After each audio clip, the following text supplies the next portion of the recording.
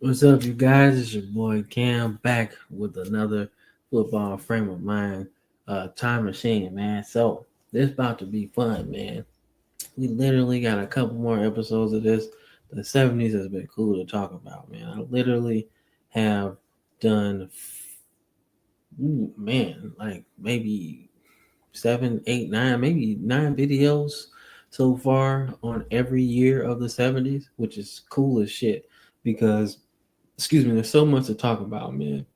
So 78 is a really cool year because we get into a lot of changes within, the NFL's format, right? There's so much to do. There's so much to talk about, and there's a lot of things that um, have to be talked about, man. And it's really cool to study and dissect, man. There are a few players that will be on their way out of the NFL. This will be their last season, man. But there are a few players that are coming into the league that are going to reshape the history of the game, right? So I want to talk about a lot of that and really get y'all prepared for the 80s, man. Because just when you think the 70s was a good time, the 80s was really one of the most competitive years in NFL history, right? Um, you had your teams, man. You had your team of the 80s, which was the 49ers, man. But the team of the 70s is the Pittsburgh Steelers. And they are going to put the stamp on that in the next few seasons. So let's get into it, man. But don't forget to like and subscribe to the Football Frame of Mind YouTube channel and every social media platform that we have. Also, don't forget to check out the Villain Sports Media, man. We got a whole lot of shows that we do on the weekly, on the daily.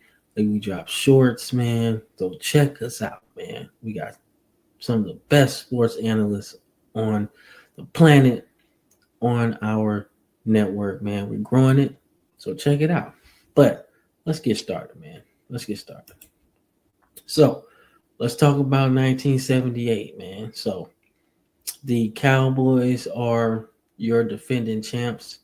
They have they defeated the Broncos in Super Bowl 12 and not the most competitive game, not the most competitive game considering the fact that Denver had a really good defense and they had really kind of blown through the playoffs at that point, right? Classics with Oakland, and I forgot who else they played. A classic with Oakland, and they beat Pittsburgh, who were the defending champs coming into that season. So, but the Cowboys just had too much, man. They also drafted Tony Dorsett, who won the Heisman in college the year prior. So that helped them get over the hump. And, the Cowboys were just too much. But that marked the Cowboys' second Super Bowl in the decade, right? So there are a couple teams with two, right? So going into 1978, right? We'll go 1978, right? So going into 1978, the Steelers have two championships, the Dolphins have two championships, and the Cowboys have two championships within this decade.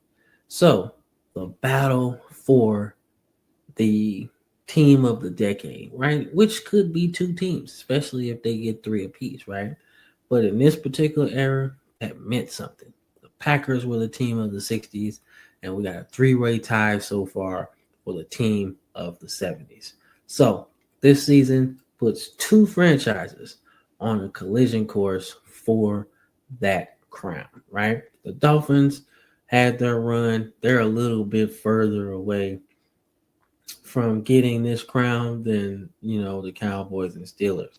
But we're gonna get into that, right?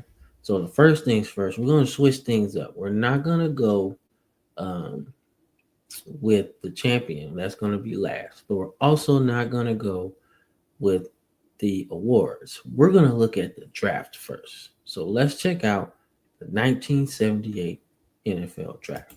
Let's go there. So the 1978 NFL draft included Earl Campbell, first overall pick. I still don't know how the Oilers got the first overall pick here. I don't know how they do it, how they did it. I have no idea because they weren't the best team. They weren't the worst team year prior, right? Right. So the year prior, let's go to 77. So the worst team in the league was pretty much a tie. Honestly, it's really a tie between Kansas City and Tampa Bay. But something happened. I don't know what happened, man. If you watch this video, let me know how Houston ended up with the first overall pick, man. Because I don't know how they did that. They were not terrible that bad in 77. But nonetheless, they draft Earl Campbell. So Earl Campbell is one of the greatest running backs in the history of the game, right? Career was cut short because of injury, but I don't know a running back that started like this except for Adrian Peterson, Gale Sayers, maybe, right? But to lead the league in rushing 3 seasons in a row, then to have almost what 60 touchdowns within your first years in the league is crazy. Earl Campbell came out the gun blazing, whether it be yards, whether it be touchdowns, whether it be carries. Bum Phillips knew he had something special and he let him eat. He was a very violent runner, right? He caused more damage to himself than he did defenders at times. But the man was a beast and he did what he was supposed to do. Now, did that get success for the Oilers? We'll talk about it. But in terms of getting your bang for your buck as a first overall pick, this is kind of the production that a team's looking for. That's what they're looking for. Impact early and often, right? So let's talk about it. So Earl Campbell, first overall pick, one of the best, right? The Chiefs take Art Steele. He played till 89. Good career, right? Long career. Wes Chandler was taken by New Orleans. Pretty long career too. Right? Played till 89. Productive, right? But then Green Bay takes James Lofton, who just proceeded to have 14,000 receiving yards, 75 touchdowns, and over 750 receptions. Crazy production. Crazy production. This is awesome. That is bang for your buck. Top of the draft. Really good. Really, really good, man. He just missed the Brett Favre era by a couple years. And what I mean by a couple, like 5. But he went to the Raiders, who were okay, to say the least. Right? But Green Bay got the most out of him, though. They got the most out of him. James Lofton is there, right? Let's see who else in there. One of the more important players. One of the more important tight ends of today, right? I have to admit, have to talk about it. Ozzie Newsome. So Ozzie Newsome was not only one of the greatest players to ever play, but he was one of the greatest tight ends to ever play. And his route running was pristine. There were a lot of guys, a lot of tight ends that revolutionized the position, right? And then there are guys that take it a step further, right? I mentioned Mike Ditka and John Mackey, right? They revolutionized the tight end position, right? In terms of Mike Ditka, in terms of giving the tight end a chance to catch the ball in the future, right? He showed people that I, as a tight end, can be an option for you to throw the ball to, right? But John Mackey changed the tight end position into a vertical threat, giving the likes of Earl Morrall and John Unitas a downfield threat, being bigger than your average linebacker or being bigger than your average defensive back, right? I can stretch the field as a tight end position, right? And then we get into guys like Ozzie Newsome, right? And Jackie Smith and Charlie Sanders fit into the Mike Ditka type of um, of of tight end, right? You know, giving you a target to keep the ball moving downfield, right? But then we get into guys like Ozzie Newsome, right? Ozzie Newsome had a route running skill set, man, that you just couldn't quantify, right? And at Alabama, he actually, I want to say, played receiver. Let me check and see if I'm right about this. Yeah, he actually played receiver, right? So you think about a guy that's playing receiver, right? He's playing receiver, but then they switch him to tight end. Think about the route running, the concepts that he has already learned. That's revolutionary because nobody runs routes at that size. The ability to catch the ball, the ability to catch the ball downfield, right? And who knew? Who knew? Pay attention here, youngsters.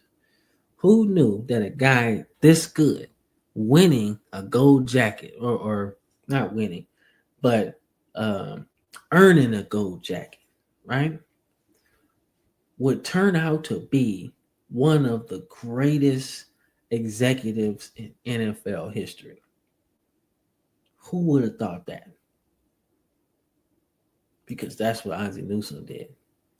Not only was he a Hall of Fame player with a couple of 1,000-yard seasons, right? But he was also a Hall of Fame executive, right? So let's get into it, right? So Cleveland in 1995, right? One of their last seasons in Cleveland before they relocated to Baltimore, right? So Ozzie Smith, obviously the director of pro personnel, right? But he's the GM that built the Ravens into what they would become, right? All the Super Bowl, well, the two Super Bowls that they won, right? The best players, all of them. Terrell Suggs, Jonathan Ogden, trading for Trent Dilfer, right? Jamal Lewis, Priest Holmes. Let's see who else. Ed Reed, Chris McAllister, um, signing Sam Adams. You know, drafting Peter Bullware, right? Missing on some quarterbacks, right? But all of that, drafting Joe Flacco. I want to say he drafted. I want to say Lamar Jackson was his last draft pick. I think his last first round draft pick before the new GM took over. But all of that was done by Ozzie Newsome, the brainchild of what my Ravens became was built by him. Gotta give thanks to Art Modell for wanting to move to Baltimore, right? Obviously, Cleveland was upset. That's what makes that rivalry so damn tight. You know what I'm saying? But he did so much for the Ravens, man. So much.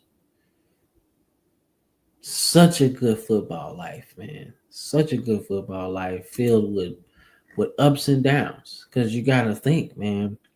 Ozzie Newsome played with the Browns. And although they had some success on the football field, they never won anything. But to have success as an executive, because you know what it took to win, you just didn't have it. But to take that pain and turn it into some joy, because you know what your team didn't have, but you put it all into the team that you are now basically putting together. From the head coach, you know what kind of head coach you need. You know what kind of head coach is going to help the players day to day in terms of fighting to win that trophy. You know what kind of players you need to win. You know what you were missing. And to use that, that's what made Ozzie Newsome so good, man. So Ozzie Newsome's first year, 23rd overall, right? Cleveland Browns, one of the best, right? Another player, right, that I can't forget. Doug Williams was taken 17th overall out of Grambling, right? Crazy journey as a player, right? Because being at this point, right? At this point, being a black quarterback, for lack of a better word, was hard. It was hard, man. Because they didn't give a lot of opportunities to black quarterbacks. They draft you and then they turn you into a receiver or a running back or a defensive back or whatever, knowing you are good. But they just didn't want to do it. They didn't pull the trigger a lot. But Doug Williams was different, man. He was different. And he was so different to the point where you had to respect his game because it spoke louder than he did. I'll explain. Okay. So Doug Williams obviously didn't play that much. Didn't play that much in the first year, right? Got 10 games, 10 starts, right? So he didn't play the whole season, right? But he played enough at a high level to let you know that he was good, right? So when Tampa Bay drafts him, now they are in not full rebuild mode, but they are starting to climb the mountain of improvement, right? So I say improvement because they have only been a team for 2 years. 2 years at this point, right? And those 2 years have been terrible. Terrible. Terrible. You lose all the games. Then you only win two of the games, right? But then you start to turn a corner, right? Specifically on defense, right? Because now you go from 12 to top 10, right? So you turn the corner, right? And Doug Williams was important in turning the corner. He was important.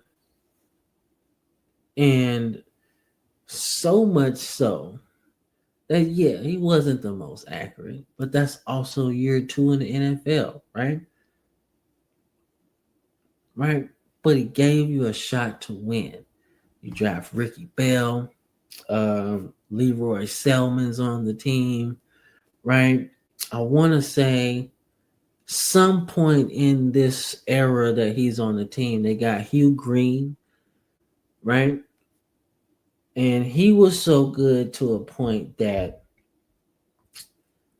he, at the time he left college, he was the highest defensive player voted into the Heisman. He finished, I think, second that year, right? So keep that in mind. The Heisman has been awarded, like, I want to say, since like the 40s, 1940s, or something like that. It might be even earlier than that. But case in point, it was a long time. And a defensive player at that point probably had never finished higher than like fourth, right? But a defensive player finished second in the Heisman. That's a baller. And they got him on Tampa Bay when he was young and spry. And then he went to the Dolphins afterwards. But Hugh Green was a beast. So defensively, they had some dogs. And they built this team up, man. So, but I say all that to say Doug Williams had a really, really up and down. He had an up and down career, right? He had some really ups with Tampa Bay and some really downs with Tampa Bay, right? And him being the first, I want to say, one black quarterback to win a Super Bowl, but the first black quarterback to win Super Bowl MVP, that is his claim to fame. Not the Hall of Fame career, but a Hall of Fame moment. That was important because you couldn't deny what's been whispered, you know? Like, you can't deny the fact that black quarterbacks can play. They just need the opportunity. And that's been whispered around, whispered around. But when Doug Williams won Super Bowl MVP, now you can't ignore it anymore. You can't. You can't do it anymore. At first, you could say, see, we can't win with a black quarterback. It's never happened. Now it has. And it did. And because it did, it opened the door for everybody else. Everyone else. Every black quarterback that had a shot after that should thank Doug Williams. All right? Because that him winning Super Bowl MVP changed everything for the quarterback position for black players, right? I can't say it for other minorities because there were other minorities that were very good quarterbacks in the league. I think Roman Gabriel, I don't know his nationality like that, but I know he was a minority. Tom Flores was a minority quarterback for the Raiders when they're in the AFL, right? Jim Plunkett has Native American blood in him. So that's a minority, right? So those quarterbacks had opportunities, right? And you better thank Doug Williams that all of y'all black quarterbacks have an opportunity to play. Not saying that it wouldn't have happened sooner or later or whatever, right? But Doug Williams was the reason why that shit happened, right? Because now you can't hide it anymore. You have success with black quarterbacks, and Doug Williams opened the door for that, right? So thank Doug Williams for all of that. And shit, Doug Williams had some success, man. Shit. We'll get into that in 79, but the Bucks was close to getting a damn Super Bowl. Let's just say that. And it would have happened way earlier if that shit would have happened. All right. So, but we'll get into 1979 after this, man. But I gotta start there, man. I want to see if there's anybody else that got drafted that really, really stood out, man.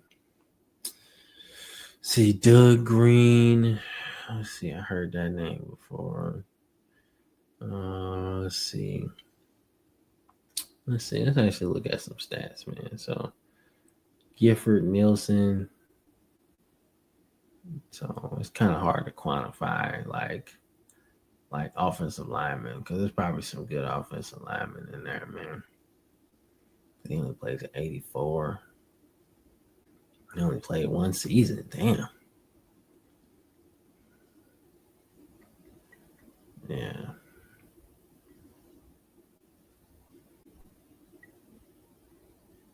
Yeah. So, but nonetheless, man,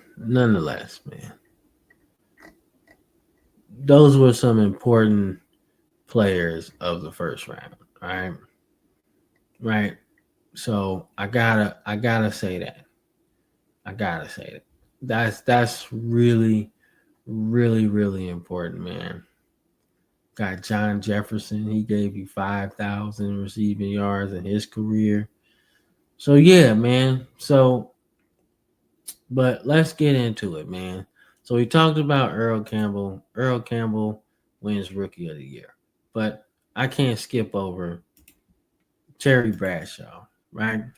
So at this particular point, Terry Bradshaw is a two-time Super Bowl champion. You would think, damn, you know, one of the best quarterbacks in the league, right? But I really felt like when watching him play and looking at some of his highlights, man, this was a dude that liked to have fun. But inside of that goofy and funny and really outgoing personality guy beat the heart of a killer when it come time to win. And I felt like he wanted to be one of the greatest quarterbacks ever. Because, yeah, his numbers might speak to a quarterback that really is not the most accurate or speaks to a guy that doesn't have the numbers of a Tom Brady or anything like that. But I tell you what, he was a killer when it came to winning time. When the Super Bowl was on the line, he was going to get it. And when you look at his numbers, right, to me, I think it was just a guy having a lot of fun out there, right? You got Lynn Swan to throw to. You got John Stallworth to go to. You got Rocky Blyer to run the ball and Franco Harris to run the ball. Your offensive line, almost all of them got gold jackets, all right? So we can't sit here and act like he wasn't having fun out there, bro. It's quarterbacks in the league in 78 that wish they had those weapons. So, yeah, we know how good we're going to be because that's just the offense. The defense is absolutely stacked. Mel Blunt, Mike Webster, Jack Ham, Jack Lambert, L.C. Greenwood, Mean Joe Green. I can go on forever, okay?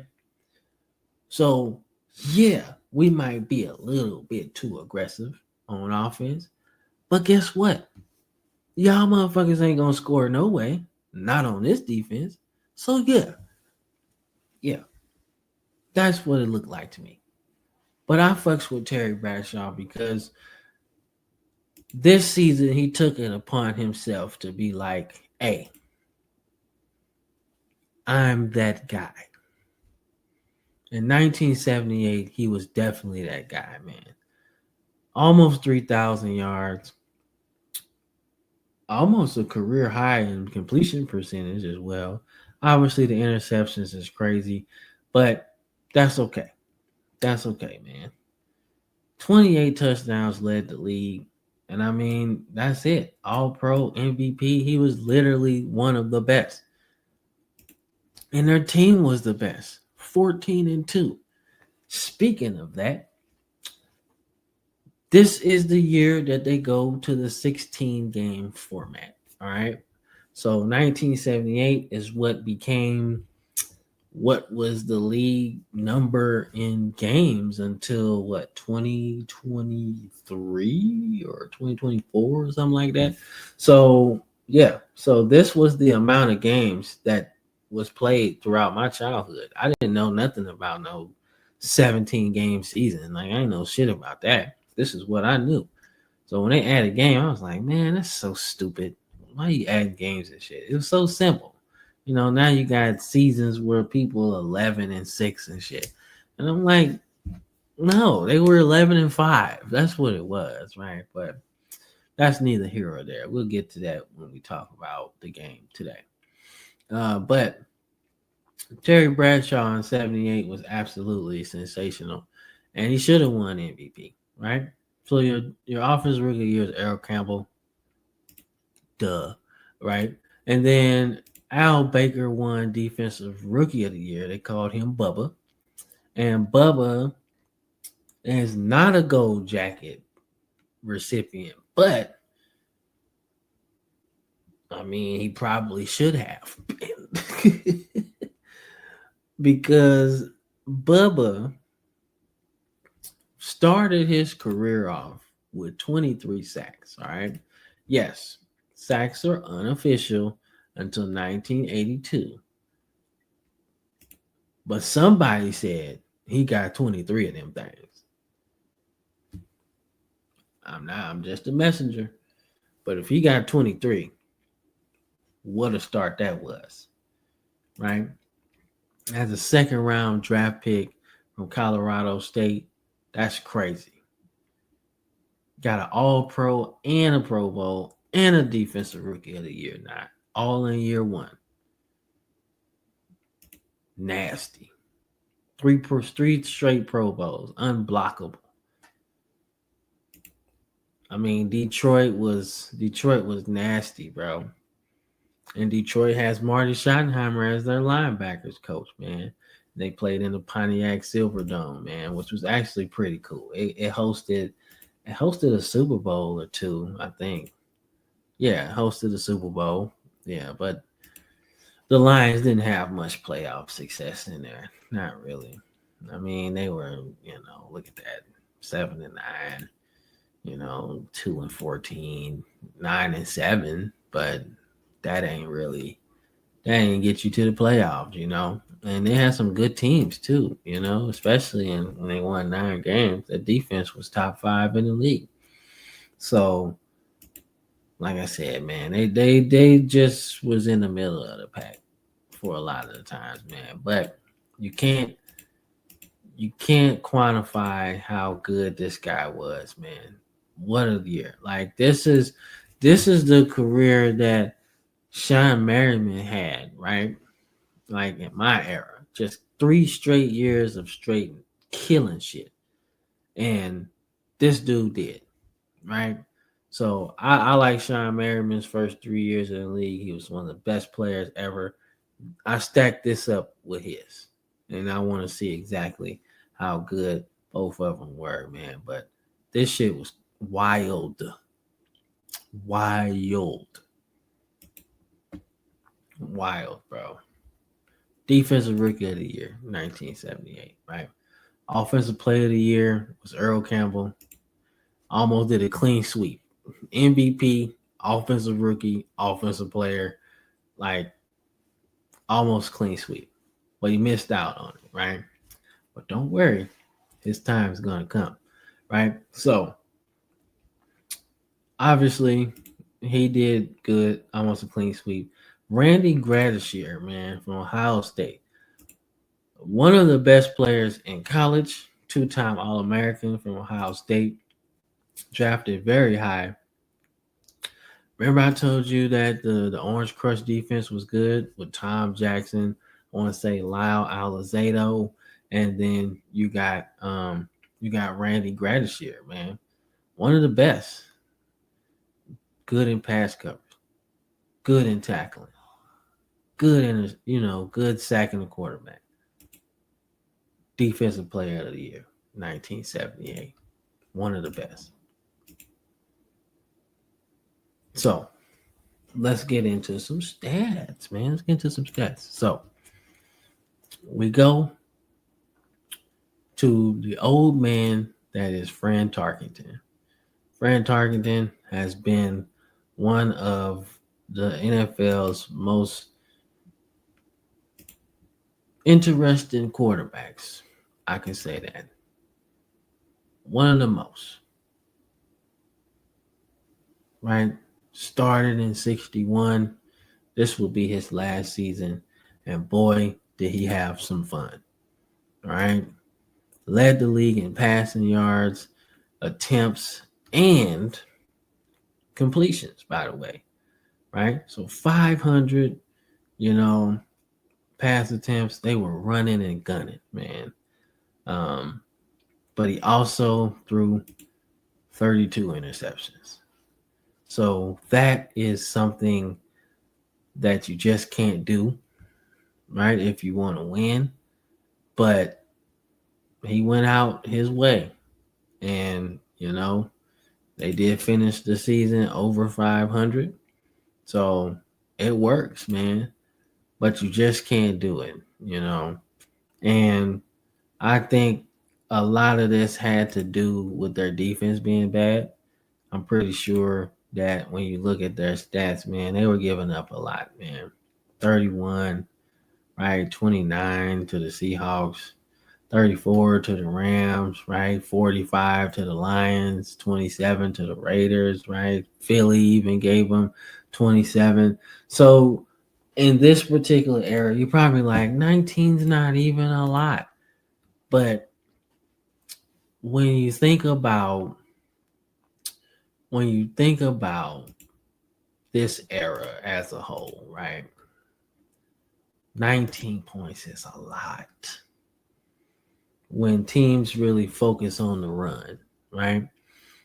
And they take the air out the ball and they run the ball or whatever.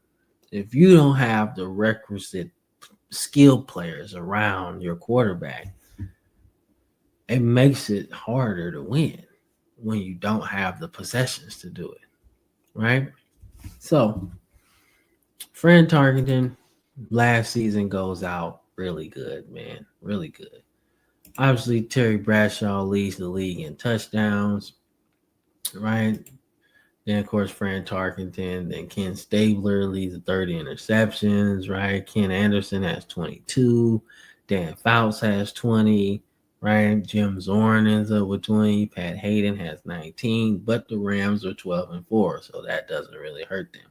But the Rams also, this is the first season without Chuck Knox, who leaves them to go to Buffalo, right?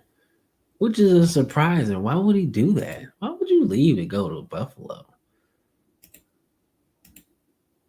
He turned him around, though.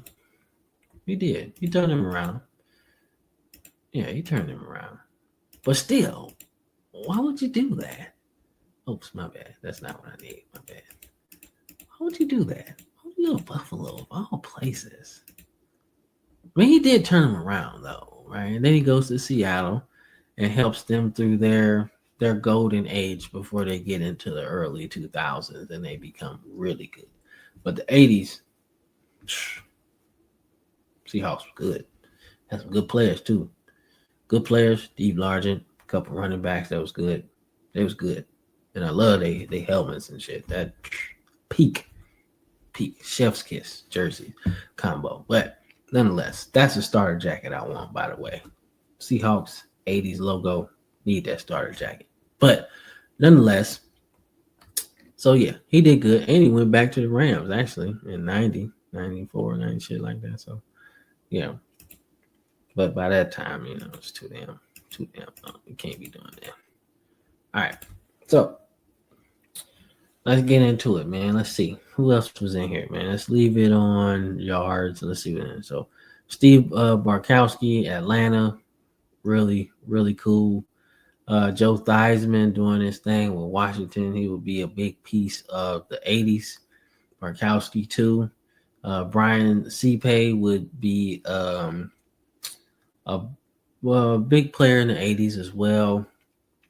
Pastorini really was never that good, but he was never that good.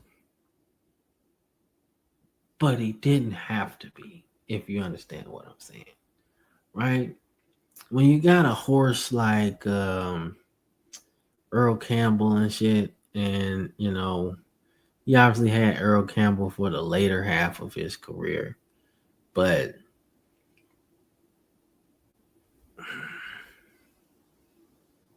he never really was like that. Like ever. And then he's the starting quarterback for Oakland, right? And I remember watching like an old NFL films documentary, right? It might have been the season video for the 1980, um, either that or America's Game, right? The where they go and talk about the Super Bowl champion. They go through their season, the trials and tribulations of said season. Talk to a couple guys on the team, and they really just talk about what they had to go through to win the Super Bowl, right? And I remember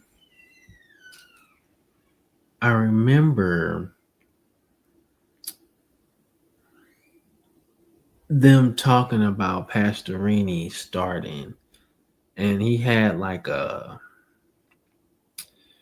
funky delivery. It was like he pat the ball or some shit. And the defensive players was like, "Hey, you're gonna get fucked up if you keep doing that." And he just kept playing like that, and that's what let Jim Plunkett in to get the job, and he led them to the Super Bowl.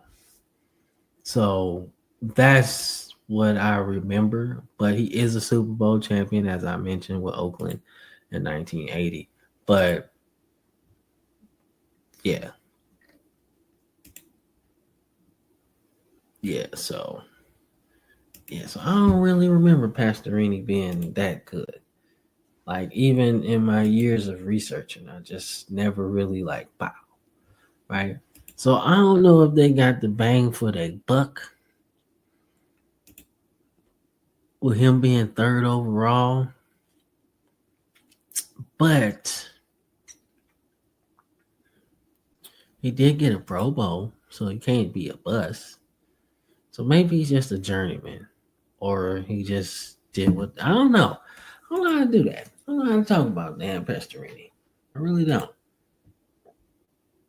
But Craig Morton falls back to earth. Bob Greasy, should I say, didn't necessarily do much, but he also got a Pro Bowl, so that's good. Let's see, man. June Jones, man.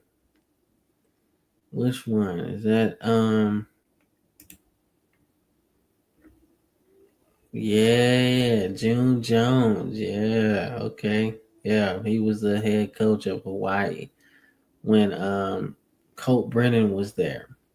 And then he was responsible for rebuilding SMU to a little bit of uh I don't know. Like SMU was okay, but they also played better because they were recovering from that death penalty, man, and it took them a long time to rebuild that program. And June Jones came there and they won some ball games, so I can say he was responsible for getting them to where they are now, making the college football playoffs. I think their full rebuild started with him because they were horrible for a while. Um, but yeah, then he got the head coaching job with Atlanta, which I didn't really think so. Um, but he was the offensive coordinator at first. After Jerry Glanville left, and he had them rolling. He had them rolling for sure. But they moved to June Jones. This isn't Arthur Blank hasn't took over yet, so this is still under Taylor Smith. Um, June Jones 95, and then 96 was his last year there, right? So not so much, man. But 97, Dan Reeves took over, and Dan Reeves had a lot of success. So, but that's the 90s. We still in the 70s, man. But I just wanted to bring that up because he was a good ass coach, man. And I loved him at Hawaii, man. He had Colt Brennan setting all kind of records at Hawaii. So I fucks with June Jones, man. Fucks with him heavy. Is Billy Kilmer still playing? Really? Damn, he was in the '60s. Damn, played with New Orleans when they started. Um, they went to Washington, had some success there. Um, so yeah, damn, he's still playing. But this was his last season though. AFL guys getting phased out, man. That's crazy. All right. We got 78. So Roger Staubach hit 3,000. Jim Hart hit 3,000. This is the last season. This is the first season with Bud Wilkerson as the head coach of the St. Louis Cardinals. And Don Coryell begins his he begins to unlock Dan Fouts, basically. He finally has the quarterback that he's probably been looking for a while. No shot at Jim Hart, but Jim Hart's no Dan Fouts. That's a level up, in my opinion, right? And then he goes to San Diego, right, in 78, right? So he takes over basically um, he takes over for Prothro after a couple games. And after those couple games, they opened the fuck up, right? So let's check that out, right? We're gonna run through this a little bit, right? So Prothro was 1-3 when he got fired, right? So week 5 against New England ends in a loss, right? But look at the offensive numbers that Don Coryell puts up with this team. Look at this shit. They go from 270, right? 300 is cool. 315 is cool, right? But then you go down to 245, right? They almost never go under 300 for the rest of the season. That's what I'm talking about. That's the Coryell effect right there. When he takes over the team, they go 8-4 for the rest of the year. 300 yards against New England. Almost 300 yards against Denver. They win that game. The Dolphins, they get 400 on them. 300 against the Lions. Then they go on a 4-game win streak where they have more than 315 yards a game, which is massive. I'm trying to get y'all to understand this, right? Having more than 300 yards a game in 1970 is like having 500 right now, right? That's crazy production, bro. To the point where the defense has to really work hard, man. That is a lot of yards, man, to be giving up. That puts so much pressure on the defense, man, around this time, bro. Crazy. Crazy. I'm trying to get y'all to understand how crazy this was, man. And then a final game against Houston, they dropped 517 yards. Almost 500 yards against Chicago. Crazy work, man. Crazy work. Right? Dan Fouts almost gets 3,000. 1 yard short. 1 yard short, man. Right? He gets on the team. He gets on a team with Charlie Joyner in there. John Jefferson, who gave you 1,000. Right? We ain't even got to where they add Kellen Winslow. We ain't even got there yet. You know what I'm saying? So they're about to blow the doors off of offense. Like really open up people's mind to what you could do on offense. That's what's about to happen, right?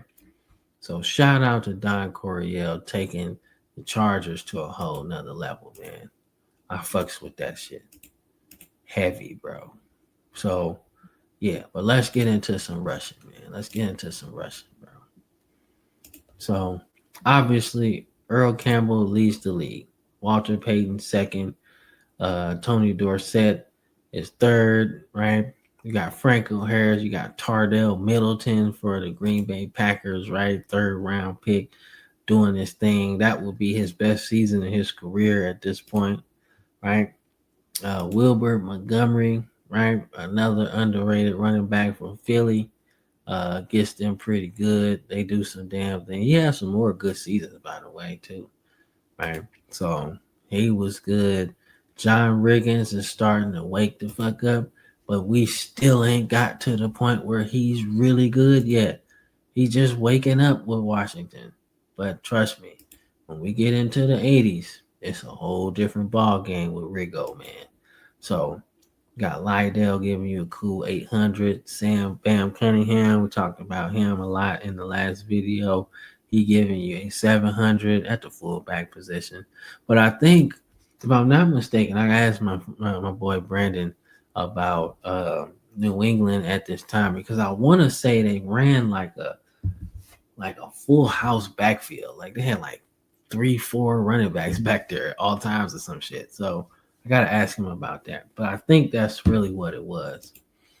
And like motherfuckers still trying to run the wing T and shit. Like what the fuck? And then Ricky Bell is doing his thing. Rocky Blyer did his thing. OJ, like I said, OJ is with San Francisco right now, so his career is pretty much over. But he 2,000 yards when he won MVP of the league. That was chef's kiss, bro. Like that was perfect. Like you can't describe how bonkers that shit was, right? 2,000 yards rushing in a 14 game season is like what Joe Burrow did in college in the NFL. That's what that would be. Like that's the type of season OJ had in a 14 game season. Think about what Joe Burrow did in college and compare that to what OJ did in a 14 game season in the NFL. 2,000 yards. That's impact right there. That's crazy production. Nasty level shit to the point where every week they try to stop you and nothing works. Nothing. So check out my video. We talked about OJ a lot. So, but yeah, bro. So Archie Griffin gave you a cool 400, man, but they ain't let him do his thing, bro. And I'm pissed off about that. But nonetheless, let's see. Ricky Young, running back, led the league in receptions. Pretty damn good. Pretty damn good, man. Led the league in receptions in 78. Boy, he would have been good if he stayed on the Chargers, bro. Oh, if he would have stayed on the Chargers with Coryell catching the ball like that out the backfield, he would have been nasty, man. That would have been good.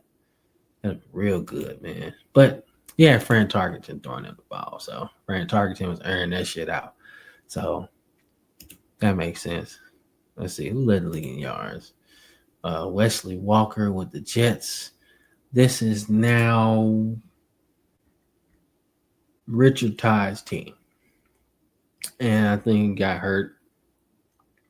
And Matt Robinson just became really good. And they aired that shit out, man. So that's pretty good. John Jefferson, Harold Carmichael. I want to say this is year 2 of Ron Jaworski being the quarterback.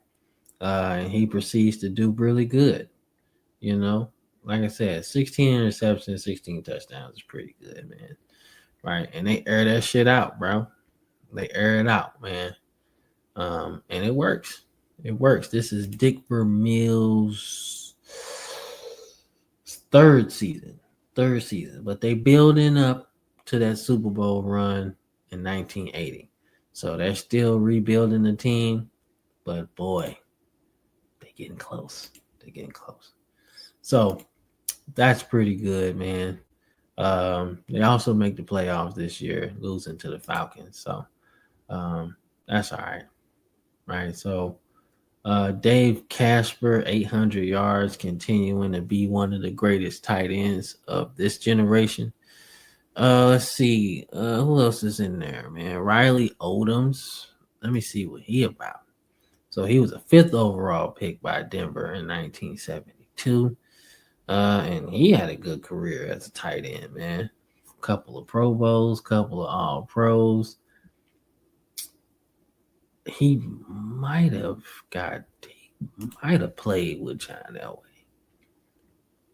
He might have. Yeah, so he got John Elway's first season. So he was there to see John Elway play, which is pretty cool. He was there for a long time. So he got to see him go to the Super Bowl. Then he got to see the new era start, which was pretty good. Pretty good. So let's see, Charlie Joyner, right? They opened that shit up. Let's see. Preston Pearson. Remember that name? Chuck Foreman. So yeah. Let's see touchdowns real quick. Lynn Swan had 13 or 11. John Jefferson had 13. I think Billy Joe Dupree. What you got? Tight end, 20th overall. But that's what I'm saying. Now you're starting to see the impact of the motherfucking tight end position, bro. They drafting dudes top 5, top 10, top 20. You know, Ozzie Newsome, 23. Like, can't fathom that shit, bro. How good motherfuckers, how seeing the success that other people have with a certain player like a John Mackey or a Mike Ditka, you know, and you look at guys like that, Charlie Sanders, Dave Casper, right? You look at these guys and they're drafting tight ends with the idea of them becoming the focal point of the offense almost, specifically in the passing game. That's crazy. Crazy to see how the league just adapted that as we move forward, man. But let's get into some defense, man. Get into the defense, man, because we running a little long on this one. But we got to talk about the sacks, man. So Al Baker led the league. Ezra Johnson, who ended his career with almost 100 sacks, was pretty good with Green Bay. Um, did wonders. So they did pretty good. Obviously, like I gotta say in every video, sacks weren't official to 82. So this is more of a rough estimate, but I don't give a damn. That's a lot, right? Randy White, 25 years old, Dallas, starting his reign of terror. Fred Dean doing his thing with San Diego, right? He's doing good. Coy Bacon, undrafted person, undrafted player, 2 seasons ago had 21 sacks, man. 21 and a half, bro. And still did good later on in his career to be doing that as late as he did it. Right. So LC Greenwood got a 9. Let me see, man. This one, Ted Hendricks, 31. John Matuzak, he got 6, 28, first overall pick. Yeah, so Brazil, he did good. So let me check out interceptions before we go to the thing. So Tom Darden, Cleveland, 18th overall, 1972. He had 10 interceptions in the All-Pro season. So Cleveland had them boys. They had them gangsters, boy. They had a pretty good defense, bro. They had a good defense, man. And when they got Bernie Kosar, that's when their team took the fuck off. And I fucks with Bernie Kosar, bro. I do. Heavy. I like me some Bernie Kosar, man. Let's see. Herman Edwards, undrafted, 7 interceptions. So he's doing good. Mike Haynes, one of the top draft picks in 1976. So he's still doing good. Tony Dungy. Tony Dungy, man. Shout out Tony Dungy, man. Career didn't last that long, but boy, did he make an impact in football, man. We'll get into him a little later, but he had a really good season in 78, man. And he's a Super Bowl champion player and a Super Bowl champion coach as well. So he got two of them things. So shout out to Tony Dungy, man. Um, let's see, Jack Lambert on that list with 4. So Dick Duran, we talked about him in the previous episode. So, and then before we move on to the playoffs, I gotta mention Lester Hayes, man. This is Lester Hayes' second season in the NFL. He was drafted in the 5th round, and his 1980 season is still one of the greatest seasons for a cornerback ever. Now, I can't talk about Lester Hayes without talking about his stickum. Okay, I don't know if he had good hands without it, but boy, when he had to stick him on there, and he had it everywhere, all over his face, all over his arms, his legs, everything, every fucking where, everywhere. Put that shit on there, like putting like Vaseline all over him, and he put that stickum on his hands, and you stick to everything like Spider-Man, pow, pow, pow, pow, pow, everywhere. So I don't know. Don't quote me. I don't know if he had good hands without it. But when he had the shit on, you see the interception totals. That's all I'm saying. And they called him the judge. Man. So he was good, man. Defensive player of the year, one of the best, man. So yeah. So it's his second season, but let's get into the playoffs, bro. The standings. So the Patriots win the AFC East. The Steelers 14-2. I would say that's the best record in the NFL. And the Denver Broncos win the West, right? With the Oilers and the Miami Dolphins getting into the wild card. So league expansion, more games becomes more playoff games. So now you have 2 wild card teams instead of 1. So we'll get into that as well, how that affects things, right? So Dallas wins the East of the NFC. NFC Central's won by the Minnesota Vikings, and the Rams at 12-4, surprisingly, are 12-4, and they win the West. And Atlanta and Philly are your wild card teams. So your worst team in the league is the 49ers at 2-14. And just to see, did they trade that pick away or did they keep it? It looks like they traded it away. They did not get it. Right? So, you know what? I know who they traded to get that, who they got when they traded that first round pick. It's the reason why Buffalo got it. They traded O.J. Simpson at age 30 after coming off an injury, and they traded him. They traded their first round pick for O.J. Simpson. Oh my God. I can't believe they did that shit. They really traded their first round pick for over the hill OJ. Wow.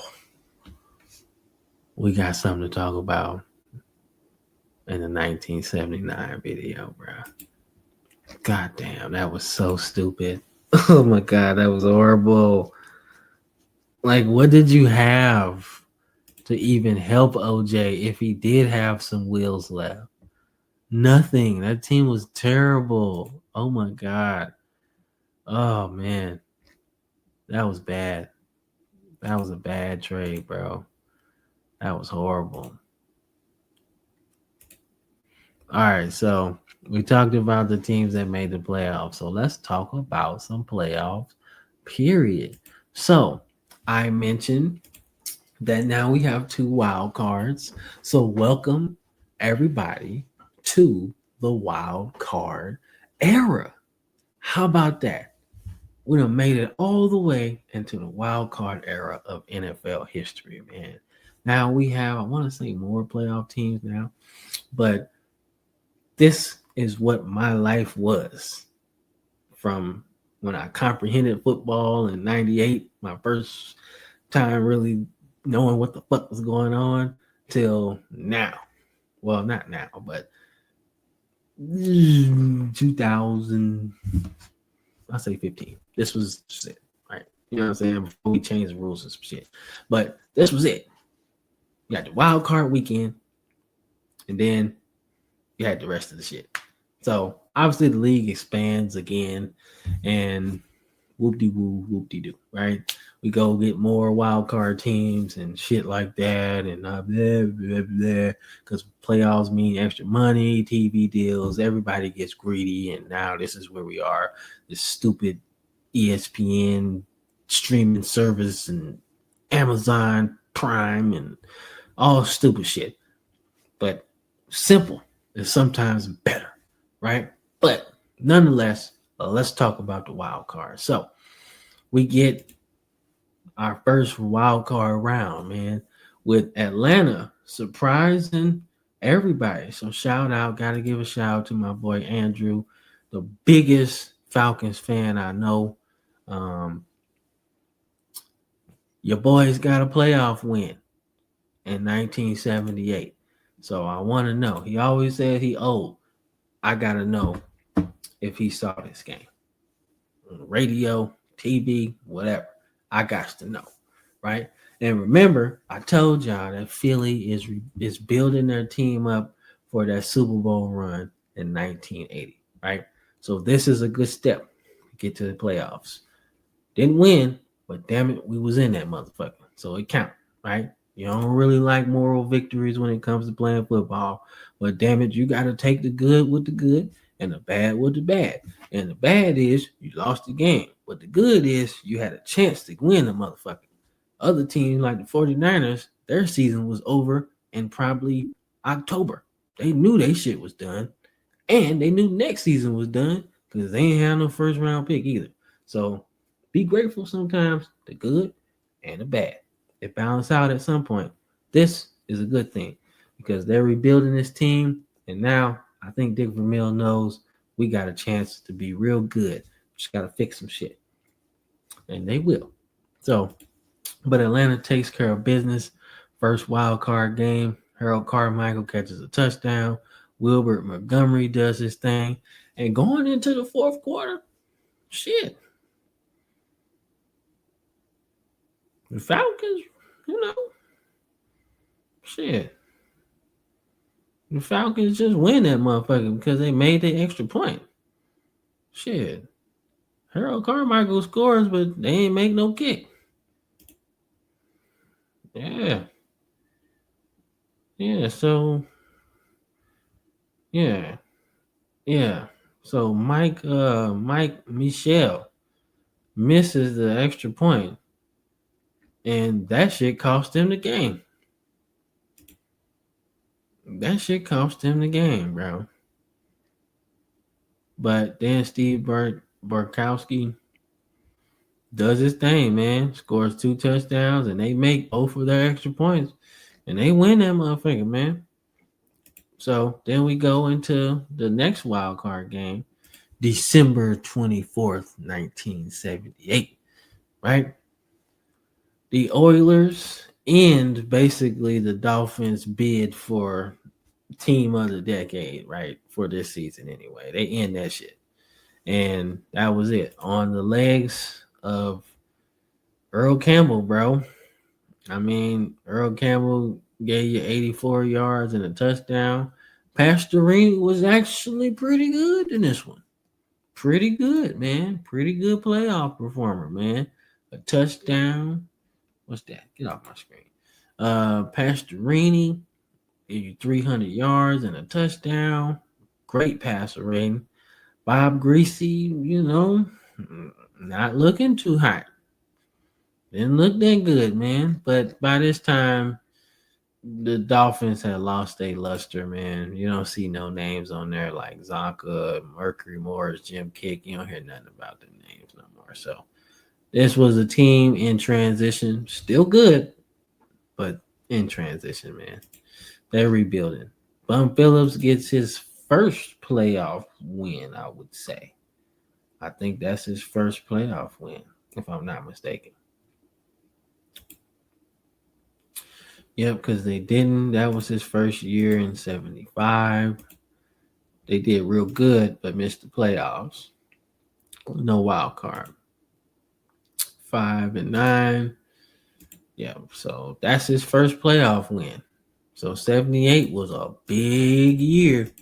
78 was a big year for them, right? And we're gonna get into it some more, man. But Houston Oilers take care of business in this one. Um, like I said, they dominated this one pretty much, man. Especially on the ground, passing the ball.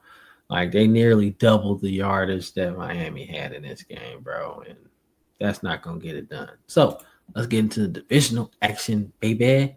All right, so obviously those are your wild card teams. Winners go to the next round, and pretty much that's where the Falcons shit ended, bro. But still, pretty good game, man. Pretty good game when you think about the Cowboys starting off with a field goal. Falcons get a nice touchdown by Bubba Bean. Ernest Ray Bean. Called him Bubba. Ninth overall pick, Atlanta, 1976. So he gets a touchdown, right? Get into it. Scott Ladlow gets a touchdown run. Falcons add a field goal, right? We get into the second quarter and action starts to pick up. Cowboys get another field goal. Falcons get a touchdown pass and a field goal to close out the first half. They're up in this game 20-13 at the half, right? And then Jackie Smith, one of the best tight ends of this generation, joins Dallas for one last hurrah, right? Joins them, and he would have an interesting rest of the playoffs. Let's just say that. So we're gonna get into that too. But yeah. So Jackie Smith catches a touchdown pass from Danny White. So I want to say maybe Starbuck got knocked out of the game because Danny White wins that motherfucker with that touchdown pass. And then they get a run to close it out in the fourth quarter. So, and they won that motherfucker. So Ladlow gets that touchdown early in the fourth. And shit, they can't do nothing, bro. They can't do nothing. They can't do nothing, dog. Can't do nothing, man. So they had time. They had time to win this game, but they just ran out of time, bro. They couldn't do nothing on offense, man. Because you get that touchdown with 9 minutes left in the fourth quarter, and you just can't do nothing at all. So that's crazy. I wish they could tell you if Starbuck got hurt or not. Yeah, I don't know.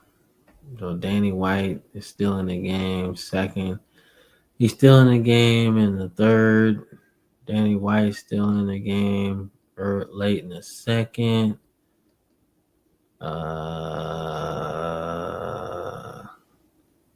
Starbuck is in the game.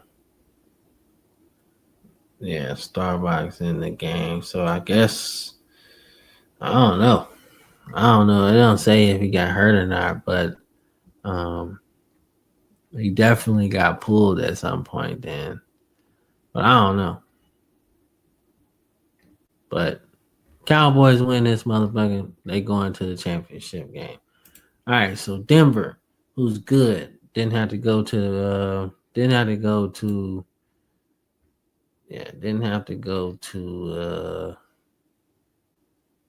what that week 16. All right, so next game, let's go there. So Then they had to go to the wild card, so they take on Denver. I mean, they take on Pittsburgh. Denver is your defending AFC champion because they went to the Super Bowl the year prior. So Pittsburgh's 14-2, one of the greatest teams ever, and they was not stopping for no Denver Broncos at all. And they had the game at home, so you know it was live. You know they was winning with their terrible towels and shit.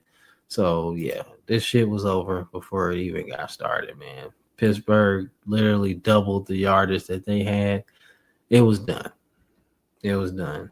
Pittsburgh goes to the next round.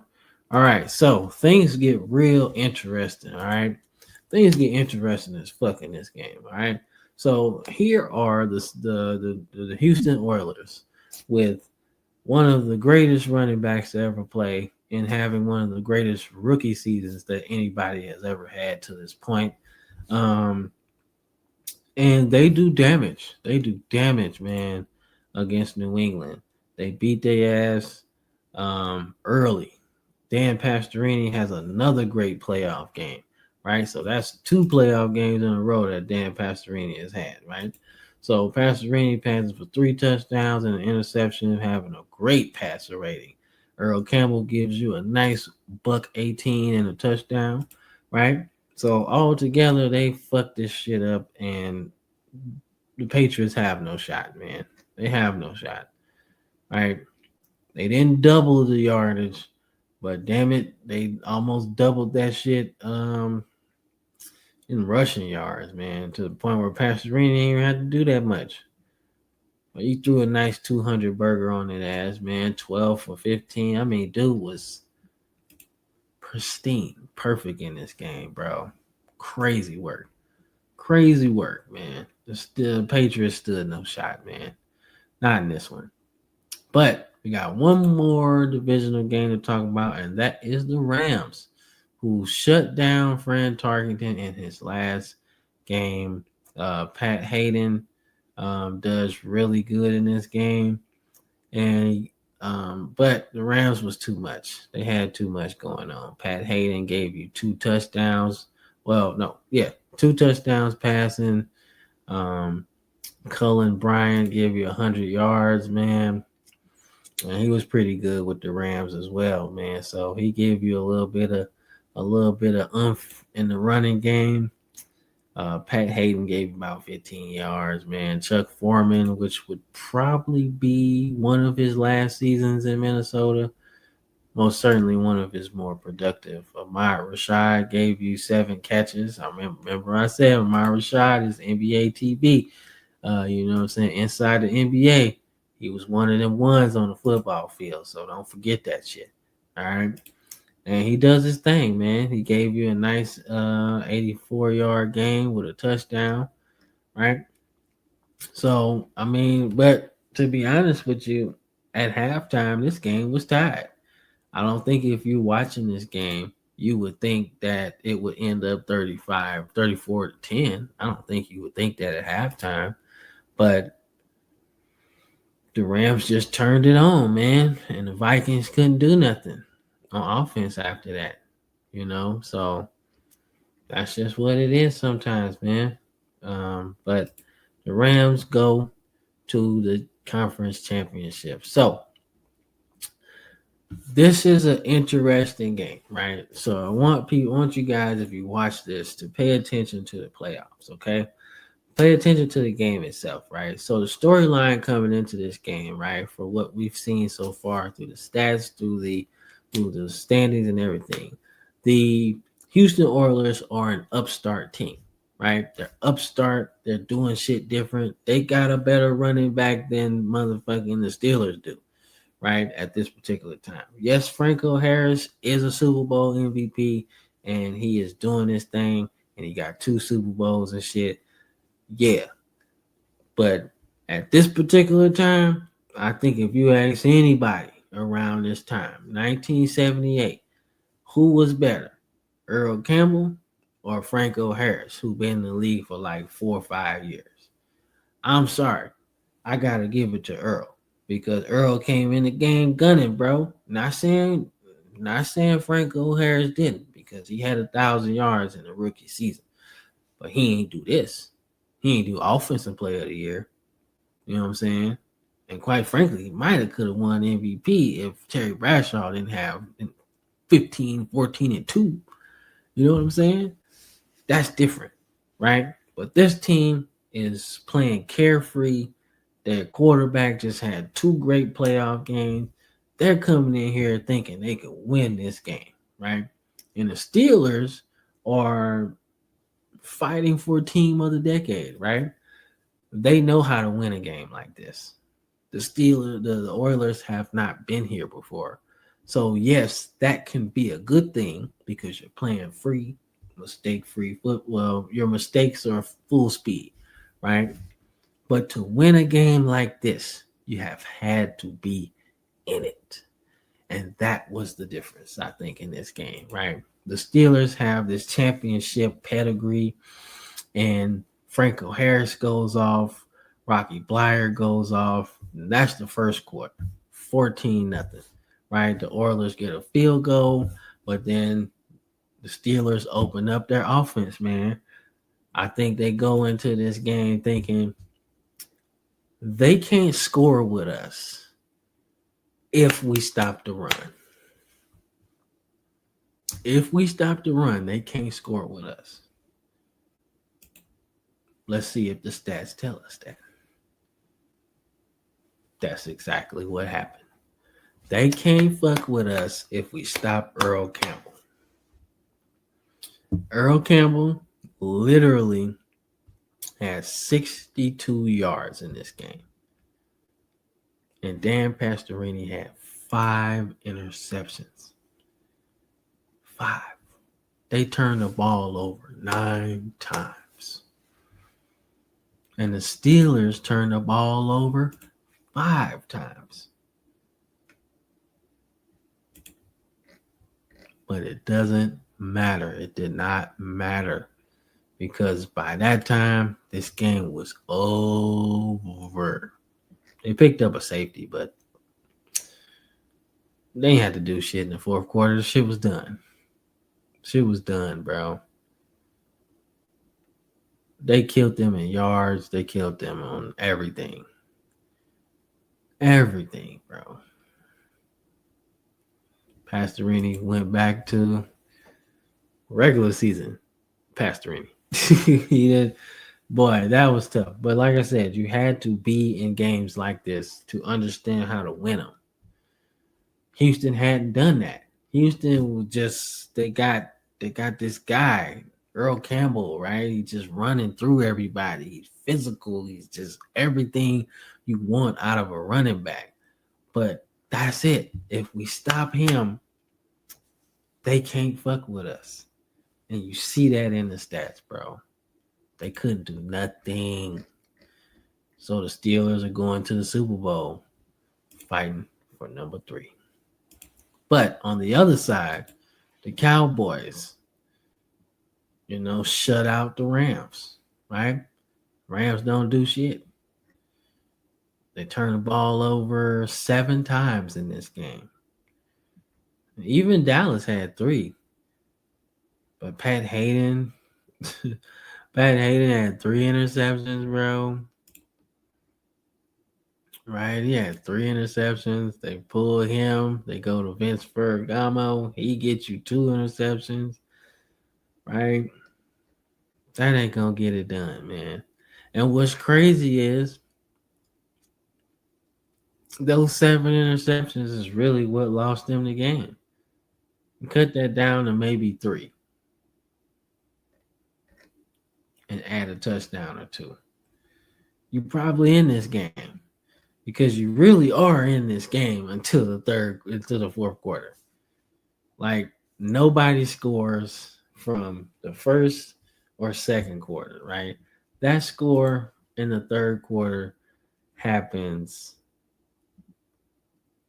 earlier, you say, 9 minutes into the third, right? So they're up 7. So you still got hella time to do something in this game, bro. You still got hella time, bro. And they just couldn't do nothing on offense, dog. But that sets up what I've been setting up this whole video. The battle for team of the 70s, right? The first team to three can claim that title. And right now the Cowboys got two. That's 1971, I believe. 1971 or 70, 1971, I believe. Let's check that shit. Let's fact check that shit, man. Since it's political season all the time nowadays in this country. But let's fact check this shit. All right. So the Cowboys win their Super Bowl 1971. They win their second one in 1977, which was last year. So they're defending champs.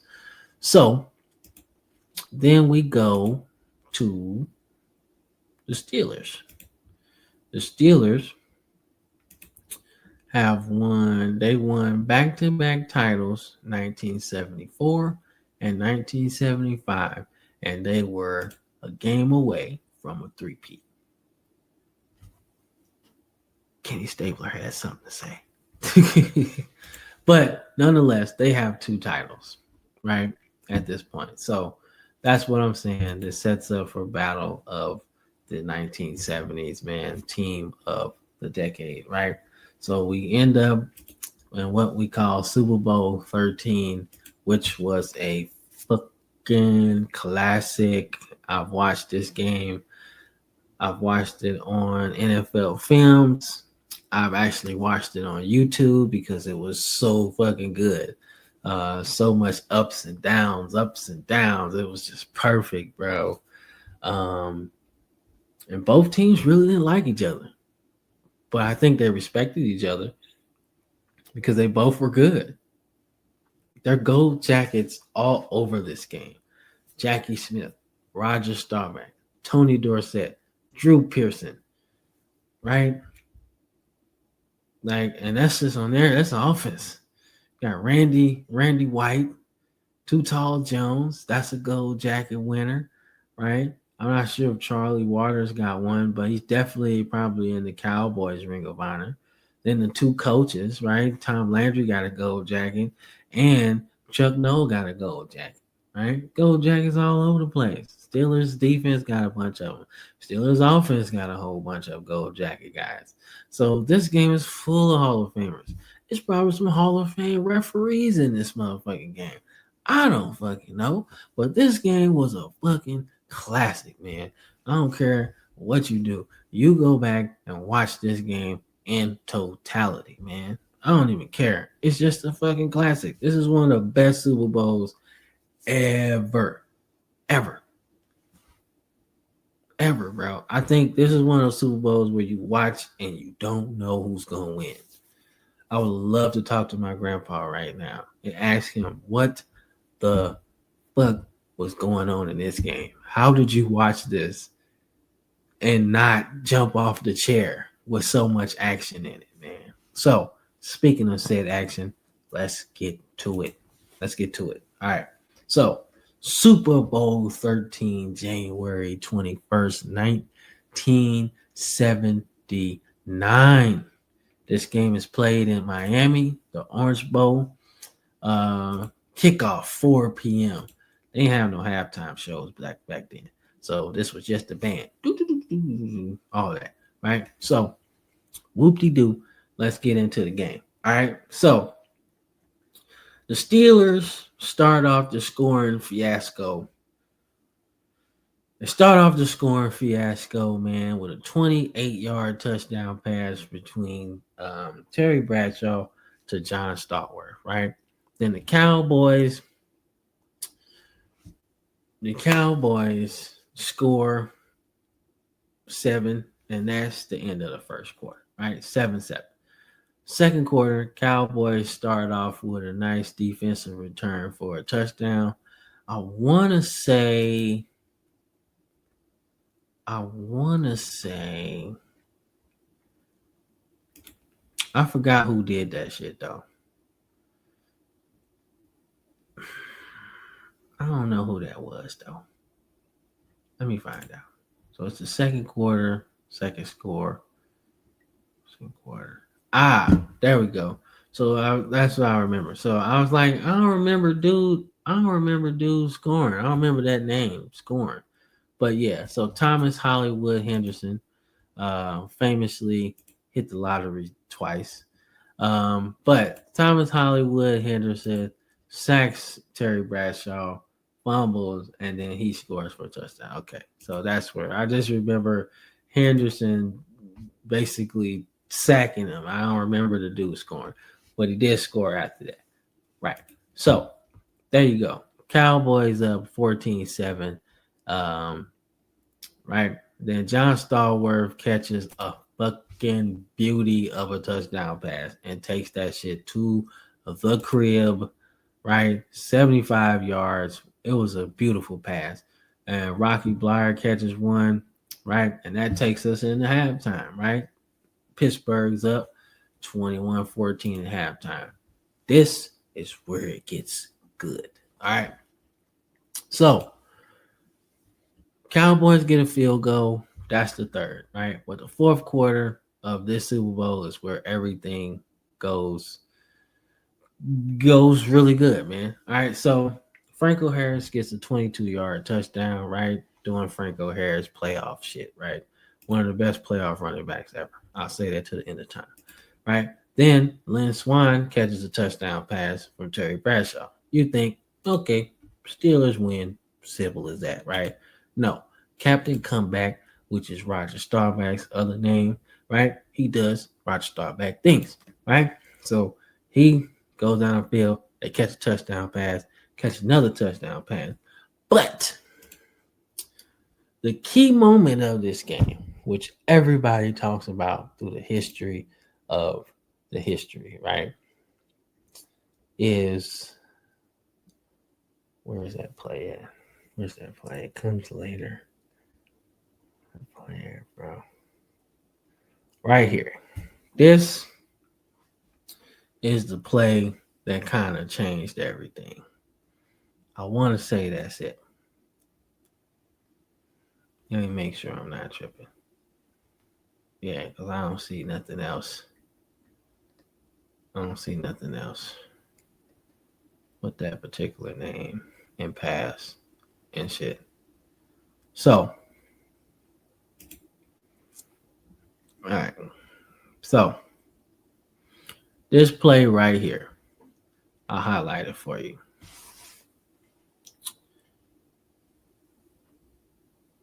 Pittsburgh is up 21-14 at this time, right?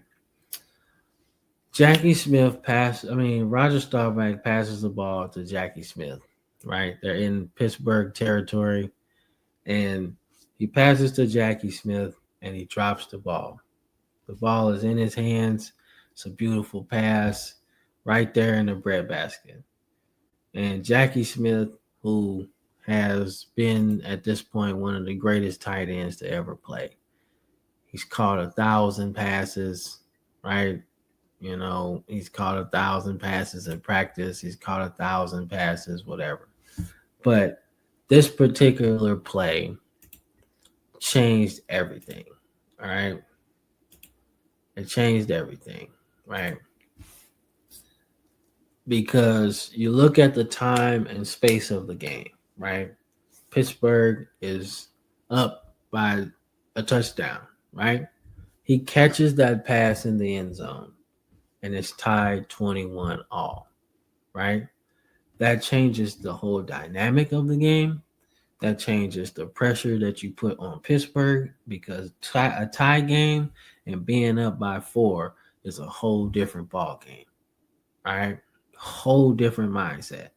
Now we're tied, new ball game. We're headed to the fourth quarter. Now we about to get busy, right? But if you are Pittsburgh, you still have a lead, and we can still play within our system. We don't have to change anything. We don't have to go back to the drawing board. We technically don't even have to do that if it's tied, but you have to think about that. That drop changed everything for the game. I think it almost would have zapped them of their momentum in a sense because you're driving down the field. I mean, you see this drive right here. They get the ball 7 minutes and 31 seconds in the third quarter, right?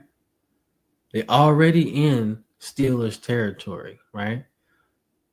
Tony Dorsett runs, and then Roger Staubach completes a pass, first down. Now we're deeper in Pittsburgh territory.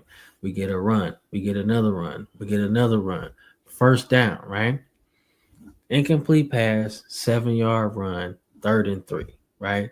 That's when we pass to Jackie Smith. We go for the shot, right? It's perfect football, right? We done ran. Let's set up a shot for the end zone, right? They take their shot and they miss, man. And it just sucks, man, because Jackie Smith seemed like he was fighting his whole career for a moment like that.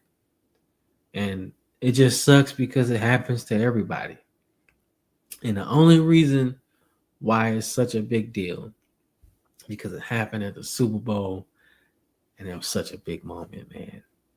I mean, you think about how the game just went after that, right? You get that field goal, which is cool, right? It's cool.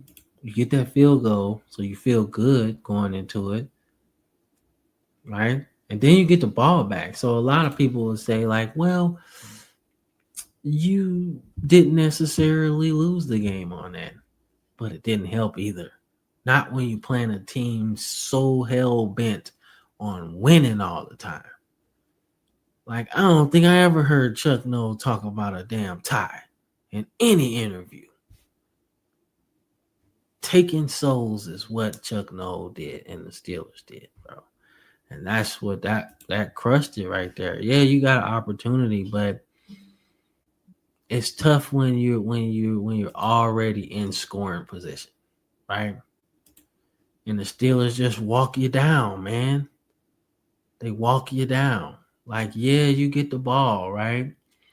And you force, you force them to punt.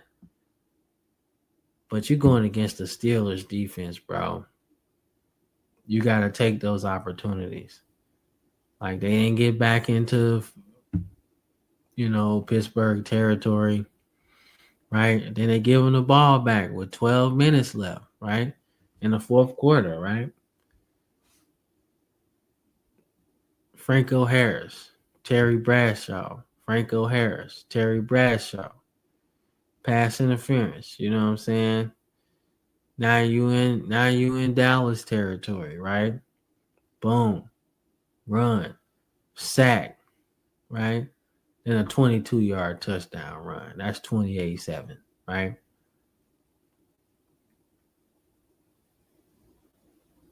Right?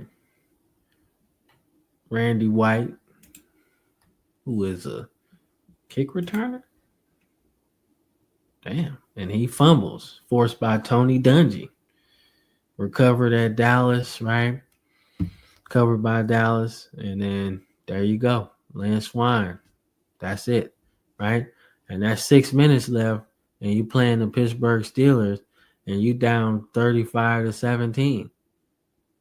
Now they go no huddle, and they score, right? And then they score again. But that's it, dog. So when you're looking at this particular game, right? You're looking at Super Bowl 13, right? And you sit there and you say, damn, this was really a classic. It was until dude dropped the ball in the end zone. And I feel like that took a lot out of him. The fumble on the kickoff return took a lot out of him. And that was it, dog. Yeah, they made it interesting at the end. But it's not enough, man. That wasn't enough, man. So the Steelers are your champions of Super Bowl 13 and stake their claim to being team of the decade. The first team to 3 gets to get that title. Now, if you win 3 after that, y'all can talk about it, whatever. But the first team to 3 usually gets the stamp and say, hey, we the team of the decade, right? And yeah, they are.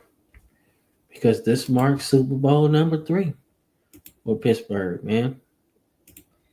It marks Super Bowl 3 for them, right? And they will go on to win another one. And that would be the last Super Bowl that they win until 2005. So that would be the last. That would be the last Super Bowl they win. Not the last Super Bowl they go to, but the last Super Bowl they win until 1990 to 1995 when they go. But the last Super Bowl they win would be 2005. Crazy. But the Steelers did their thing, bro. And you can't say nothing about it, man. But this Super Bowl was one of the best Super Bowls I ever watched, man. Right? So much ups and downs, the drama. Then the Cowboys with the comeback at the end, right? But they just ran out of time, bro. Just ran out of time. But that was a good Super Bowl, man. I love watching that shit on replay. I love watching that shit on NFL films. I love that shit, man. That's one of the games that got me into watching football. For real. Because you could tell how much it meant to everybody playing, everybody watching, everybody. This was a good Super Bowl, man. Worth every watch, man. So, but that's it, dog. That's 1978. Yep, 1978. We ain't even in 2000 yet. We ain't even at 2000 yet. We so far away. There's so much stuff that happened. But yes, this is 1978 for you. Steelers win it all. Terry Bradshaw's MVP. You see the final stanza of Fran Tarkenton and Earl Campbell is set on blood. He sees blood in the water of all defenders. It don't matter. He sees blood in the water, man, and he's running just like he did in college, man. So Earl Campbell also won the Heisman as well in '77. So he was one of those ones, man. He was quite good, man. So shout out to 1978, man. I told you it was a good year, and that's why this is one of the more longer videos I'm gonna have. So we're gonna come back to it, and we're gonna finish it up with 1979. Our series will be done, right? I might do 80, just a little flyby of 1980, just to get y'all ready for the next series of episodes, man. But it'll be a little minute before I do the 80s because we got a lot of motherfucking videos. So I appreciate y'all for being patient, man. I want to thank y'all for watching this series this long if you get to it. And I appreciate y'all, man. Like I said, we on our road to 100 million. So just keep on watching, and I'm gonna keep doing these series, man. It's gonna get real good in the 80s, I'll tell you that. But thank you all for watching, and this has been Football Frame of Mind Time Machine. I'm Cam. I'll catch you on the next one. Peace.